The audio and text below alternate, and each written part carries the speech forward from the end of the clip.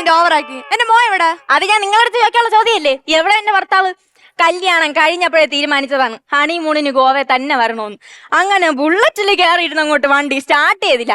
അതിനു മുമ്പ് ഒറാങ്കുട്ടനെ പോലെ നിങ്ങൾ എന്തിനെന്ന് പറഞ്ഞത്? വിട് ഗോവയ്ക്ക്. വീട് ഗോവയ്ക്ക്. കോമയെ കിടക്കേണ്ട പ്രായത്തിൽ അവർക്ക് ഗോവയെ കിടക്കണം.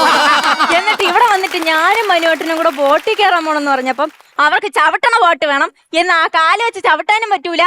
അതിന് ഞാൻ വരണമെന്ന് പറഞ്ഞ് എന്നെ വിളിച്ചോണ്ട് എന്നിട്ട് അവരെന്നെ ചവിട്ടി. എടി എന്നിട്ട് ഇപ്പൊ എന്റെ മോൻ എവിടെ? നമ്മൾ രണ്ടുപേരും കൂടെ ഗോവയിൽ കിടന്ന് കറങ്ങുന്ന സമയത്തെ പാവ എന്റെ മനുവേട്ടെ ബോട്ട് മാറി കയറി അതോ മീൻ പിടിക്കുന്ന ബോട്ടിൽ നടുകടലിൽ കിടന്ന് കറങ്ങിയായിരുന്നു.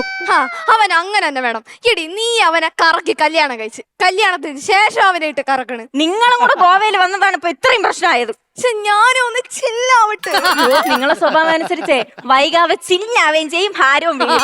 ഓ അപ്പൊ നീ എനിക്ക് ഹാരം വീഴ്ത്താടി ആ കുന്തത്തി കയറ്റി കറക്കിയത്? അത് പാരച്ചൂട്ട്. പാരച്ചൂട്ടല്ലോ, പാര വെച്ച് നീ എന്നെ ഏതോ ചൂട്ടി കയറ്റി വിട്ടത്. ആ സാധനത്തിൽ 2 പ്രാവശ്യം കറങ്ങിയപ്പോ തന്നെ എനിക്ക് തല ഇറങ്ങണ്. 2 മണിക്കൂറത്തെ ശല്യം ഒഴിപ്പിക്കാനല്ലേ നിങ്ങൾ അതി കയറ്റി വിട്ടത്? പിന്നെ എങ്ങനെ താഴെ ഇറങ്ങി?